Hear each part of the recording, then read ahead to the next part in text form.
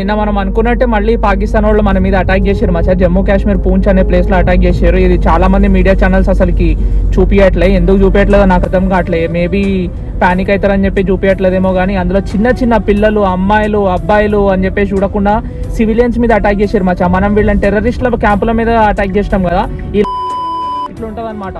First ఏమో చూస్తే వీళ్ళ కంట్రీ ఎకనామిక్ సిచ్యువేషనే బాగాలేదు, ఇంకా మీద నుంచి ఇట్లా ఓవర్ యాక్షన్ దింగుతూ ఉంటారు వీళ్ళు. అయినా ఇది వీళ్ళు చేసేది కాదు మచ్చా, వీళ్ళ వెనక చైనా ఉండి చేపిస్తుంది. లేకపోతే ఈ ఇంత ధైర్యం ఎక్కడ చెప్పండి. అండ్ ఈ మీడియా ఛానల్స్ ఇదంతా కవర్ చేయకుండా ఉంటే మనోళ్ళకి ఎట్లా తెలుస్తుంది, ఎట్లా వాళ్ళు రెడీగా ఉంటారు? మీరున్న ఈ వార్ గురించి అవుతున్న ప్రతి ఒక్క అప్డేట్ వాళ్ళకి తెలుస్తూ ఉంటే అట్లీస్ట్ రెడీ ఉంటారు కదా. ఎందుకని చెప్పేసి అంటే ఇప్పుడు నిన్న రిటాలియేట్ అయ్యారు, అయిపోయింది సిచ్యువేషన్ అంతా కంట్రోల్లోకి వచ్చిందని చెప్పి అనుకునేటోళ్ళు కూడా ఉన్నారు. మీరు ఇవన్నీ చెప్తా ఉంటే, ప్రతి ఒక్క అప్డేట్ ఇస్తూ ఉంటే అట్లీస్ట్ భయంతోనైనా కాషియస్ ఉంటారు మనోళ్ళు, బయటికి వెళ్ళరు ఎక్కువ.